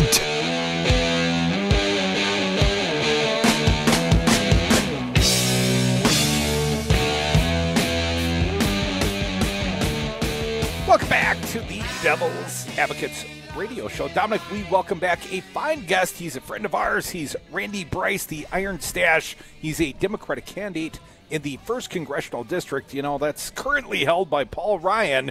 Well, we know Ryan's going to be gone, Randy. We're just hoping you're the next congressman from Wisconsin's 1st. Welcome back, big guy. Thank you so much. Great to be with you guys. Yeah, thanks, man.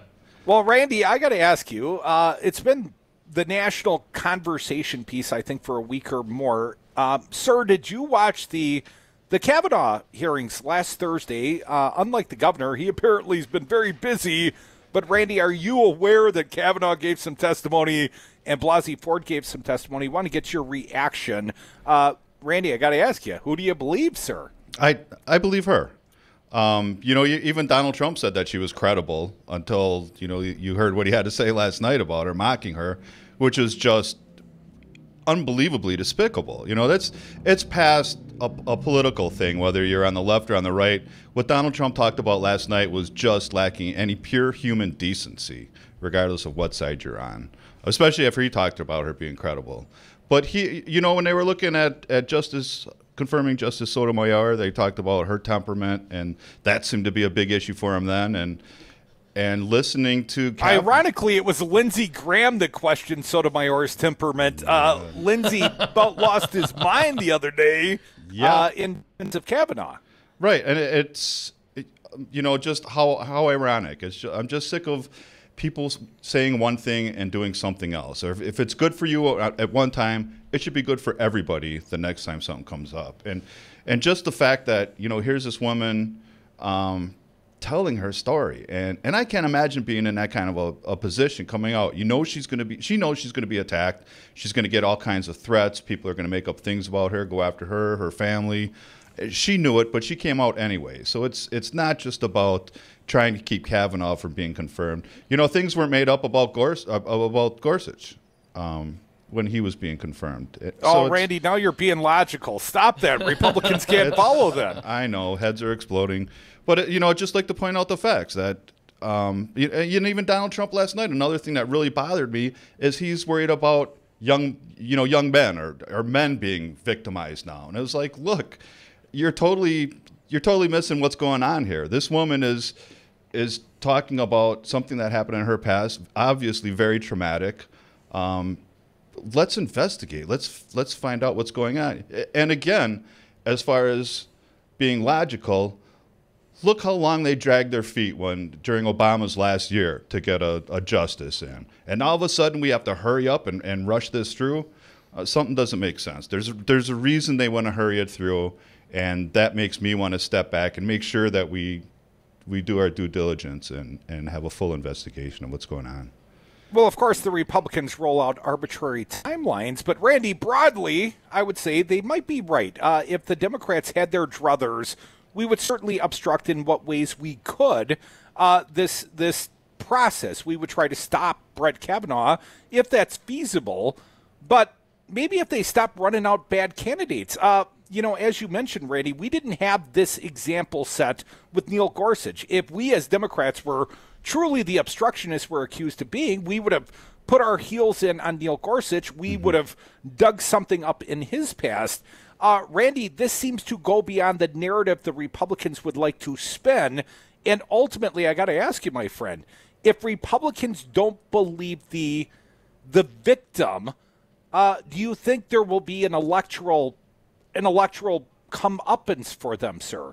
Oh, absolutely. I mean, just seeing, talking to women, especially through, like in the first district when I'm having contact with them, they can't believe what's going on. Even some Republican women are at a loss for words seeing what's going on. There comes a time, you cross over that line, and Donald Trump has done it. He's done it many times. Right, and we're not just talking about one victim here. We're talking about other women too that have stepped up to, so we see a pattern developing here. It's not just one time that it happened. And it's something that if it did take place, if he did it, he needs to step up, own it, and make things right. Apologize to these women, I think is the very least that he could do. Randy, I know you've run for elective office prior, but this is the biggest seat you have sought, Congressman.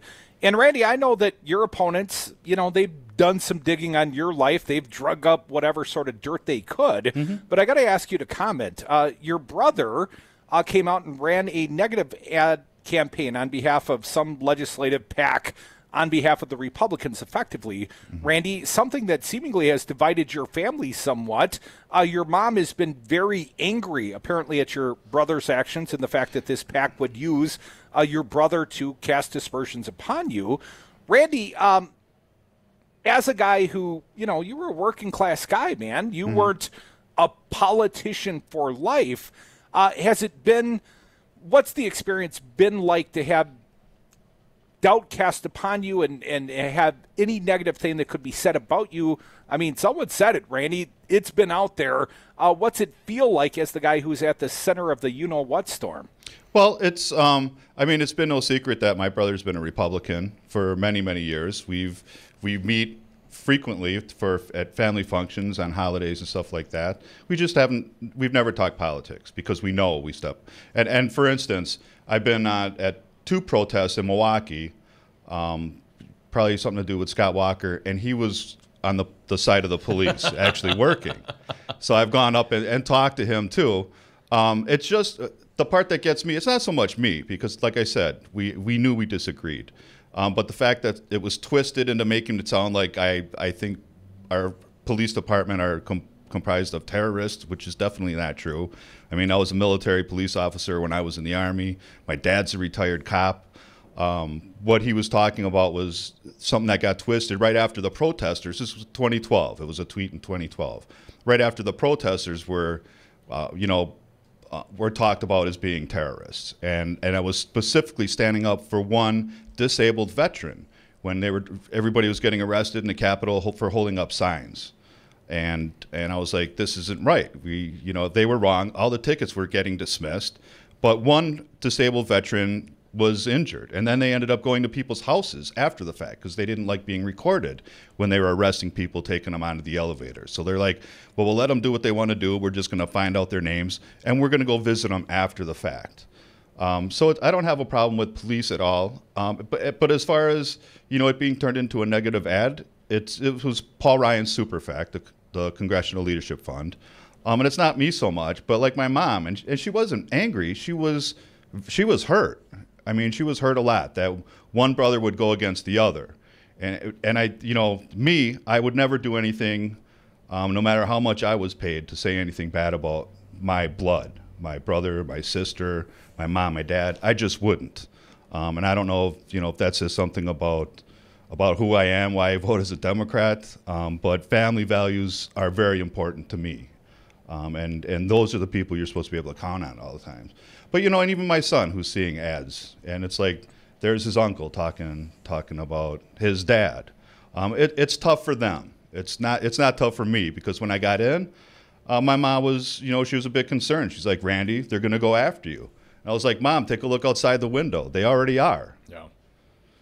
Randy, I got to tell you, I did not know that you were the son of a cop. I didn't know that you were military police. Yes. And in that light, it certainly comes off as disingenuous that your brother James would imply that you somehow characterize all cops as terrorists. Well, you used to be a cop, at least in the military. Right. Your brother's a cop. Your dad was a cop. It seems like in that context to be a very disingenuous attack upon you, Randy. Absolutely. It absolutely was. And that's why I say that what I said, it was twisted into something that it is not. It definitely is not. I do not think that police officers are terrorists at all. But the thing is, too, at the same time, I'm the type of person that if you're a police officer, if you're my neighbor, if you're a police officer, if you're president of the United States and you do something that I take issue with, that you do something wrong, I'm going to call you out. I don't care who you are. If you're wrong, you're wrong. And for me, I'll own up to things that I did wrong. And like when I went to court for my OUI in Upper Michigan, I didn't even get a lawyer. I was like, you know what? I did it. And I told the magistrate, I did it. Give me whatever sentence you want. It was a stupid thing to do, but I did it. I'm going to own up to it. And let me learn. We're not going to repeat it. And teach my son to do the best that he can and be honest about his mistakes. Well, Randy, I know you've also been attacked for that, because that one arrest led to a series of other arrests because your license had been revoked for a period of time. Right. And you got to get to work. You're driving your car. Now, I can certainly be sympathetic with getting arrested at the Wisconsin State Capitol. I had to explain that, why Dad's on the TV, to my son as well, Randy. I mean, if they were going to put your picture up with the ad, the negative ad against you. I mean, that was the good arrest, Randy, right? That they led with. And that's incredible too. That arrest, that showing it is when we had that sit-in in black traffic and was arrested on behalf of the Dreamers. An act of civil disobedience, certainly not some act of mayhem. No, not at all. And I ended up, the charge was disorderly conduct as a result of that. So that's where that came from. Folks, you're listening to the Devil's Advocates radio show, Real Resistance Radio. That's Randy Bryce. He's a Democrat candidate for Wisconsin's 1st congressional district. Randy, I come from the independent politically side, and being down at those protests at the Capitol and, seeing people get arrested and getting arrested myself, or taking pictures of people getting arrested. What I think a lot of people fail to see is that this was done, those arrests of people exercising their constitutional rights in a public setting in the people's house. That was done by what I would consider a very fascist governor. Mm-hmm. They didn't want that. They don't want the protesters, the Solidarity Sing-Along, and all those folks that go down there every single weekday, noon to 1, and continue to exercise their rights. I appreciate them and what the Governor Walker did, and through his actions, the Capitol Police as well, they engaged in some very poor behavior. And all those cases, thanks to Wisconsin v. Crute or Crute v. Wisconsin, were thrown out. They were proven to be unconstitutional. And I don't know where all these super PACs and Republicans, where are they going, wow, that Republican governor, he really stepped over the line. There doesn't seem to be any recollection of what was really going on the ground there. No, not at all. You know, and even this is specific to the Capitol Police. I mean, the Madison cops were fantastic during when the Capitol was occupied. You know, the billing trades would make the bratwurst, and the cops for labor that had the big letters on their shirts would carry in the aluminum pans of bratwurst. So we worked together there. It was specific to the Capitol Police, who were arresting people for holding up, you know, anything they considered a sign. And I remember going there and standing up with the Solidarity Singers, and you know what a dedicated group they are every single day. And you know, hopefully we'll get them a break after November 6th. They'll have a new governor, and maybe you know still have sing-alongs. But yeah, it was. They were found to be wrong. I spent the entire day. I want to say it was March 31st.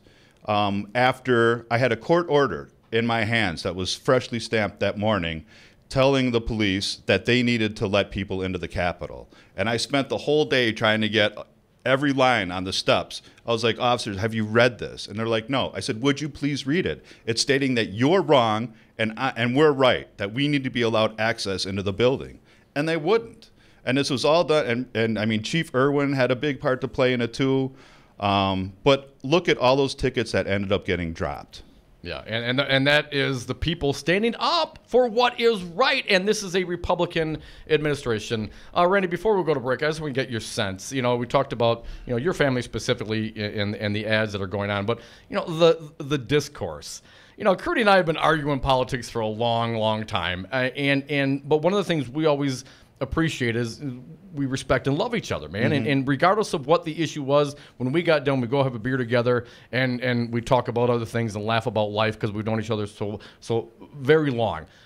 Do you see a decline in the political discourse here in this country? And what do you think could be done about it if that's happening? Well, it's definitely it's becoming very, very divided, and you know where the lines are. But we saw that in Wisconsin a lot earlier than I think the rest of the country is being hit with it, where they used our names, they looked us up to find out if we signed the recall for anything, for non-party. Remember that? Yeah. But I think we're going down that path, and what's going to help us quite a bit is actually talking to people, getting not just on social media, but talking face-to-face. Because I know when I talk with Republican members of Congress, when I go to Washington, D.C., or even Republicans here, it's much more softer that you actually see the other person as a human being. Randy Bryce, the Iron Stache, our fine guest. Randy, when we come back, I want to talk about some arrests made in Milwaukee today. Some fight for protesters shut down a McDonald's during the lunch hour today, and then they went out and blocked traffic and apparently got arrested by Milwaukee police. Again, an act of civil disobedience. That's not mayhem. That's people fighting for their lives in some way, shape, or form. Randy, I know you've been fighting for 15. Let's talk about that, the recent action at Amazon, and your reaction to the fight for 15 and its step forward. We are the Devil's Advocates. This is Real Resistance Radio. Got a fine guest, Randy Bryce, live in the Brady Street studios. Stick around. More of us, more of Randy when we come back.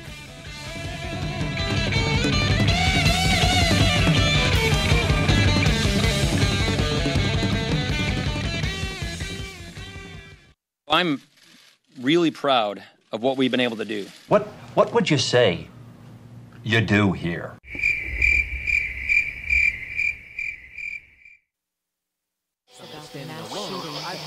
I am sick and tired of big power brokers telling voters what's important instead of the other way around. So I joined the Citizen Action Organizing Co-op. It's a community of like-minded local progressives where the members help determine what issues are important. And with the aid of professional organizers and some of the top progressive strategists in Wisconsin, we make the powers that be take notice and action. We're working on fair elections, the climate crisis, immigrant rights, electing progressive candidates, and more. Plus, we have a campaign called Radioactive that supports this station and Real Resistance Radio. So, come help us reclaim our power as voters. Become a member of the Citizen Action Organizing Co-op. Go to citizenactionwy.org. Do you own a rental property, or would you like to partner with a rental investment team? Call the pros you can trust at CCL Management. Rental expertise second to none, a general contractor on staff to direct repairs and improvements, and real estate brokerage services tailored to the small investor. If you're ready to invest in rental property or just need professionals to manage your real estate portfolio, call us, CCL Management, at 608-833-0009 or visit us on the web at cclmanagement.com. You concerned about speaking up at work? Do you feel like you have no say in your day-to-day work routine? Join Teamsters Local 344. Call 414-258-4545. Get a seat at the table. Join your brothers and sisters in negotiating for better wages, hours, and working conditions, and be part of the most powerful union in North America. Teamsters Local 344 covers sales and service throughout Southeast Wisconsin and package and airlines statewide. Contact Teamsters Local 344 at 414-258-4545 or at local344.org. Charged, never convicted. Dom and Croat are the Devil's Advocates. And we are back. Thank you for listening to the Devil's Advocates radio show on Real Resistance Radio. If you miss any of this fine program, please go online to the website, realresistanceradio.com. You can download and listen to interviews and podcasts. Dominic, got a fine guest in the Brady Street studios. It's Randy Bryce. He is the Iron Stache, a Democratic candidate in Wisconsin's 1st Congressional District. And Randy, as we're going to break, I know you've been an advocate, the Fight for 15, for the working stiff. Well, 23 area Milwaukee, let's call them protesters for the sake of argument, they were arrested today outside a McDonald's restaurant on West North Avenue. The arrest came for blocking traffic. I understand the arrest peaceful. But Randy, what do you think about these acts of civil disobedience as people strive to get a living wage in the state of Wisconsin? I mean, lobbying your Republican lawmakers are not going to get it done. Randy, do you believe in blocking traffic? I mean, I know you've been arrested for something similar. I suspect you might, sir. Earlier this year, we were blocking traffic in front of Paul Ryan's office. I fully support what these people are doing. It's for a good cause. And again, you're not going to get this by lobbying. You're going to have to put, your body in some place where you're going to be seen, and you're going to have to draw attention to what you're doing. I read what was written about the action in the Journal-Sentinel, and the police responded that they were peaceful enough, and I think that's the number one thing to keep in mind. You do it peacefully. I've always been able to do it in a manner that's cooperative with the police. At the end, they're usually very thankful, because it's not about giving the police a hard time. They're doing their job. But for people to go and put themselves on the line like that, I mean, they're heroes, and I give them all the credit for being able to risk arrest. And now they're going to have to find funds to pay for the tickets. That's all part of the deal. And to do it for something so that a worker who works full time is able to take care of themselves, that's a very noble effort, a very noble cause. Because if they need government assistance to get by and pay their bills, it's not really them that's getting the government assistance. It's their employer, in this case, McDonald's. An employer subsidy, essentially. Correct. Well, if there's any silver lining there, Randy, it's the fact that all the Trump-loving, Big Mac-eating supporters, well, no Big Macs for you today, not at the West North Avenue location. At least no Happy Meals. Randy, yesterday, Amazon made a big move, and I know that Bernie Sanders, who has endorsed your campaign, and I mean big endorsement from Bernie, but big endorsement from Obama this week as well. But before we talk about that, let's talk about the action at Amazon. They effectively are going to put all their employees, part-time, temp, everybody gets a minimum of $15 an hour. I mean, when Amazon does it, it's going to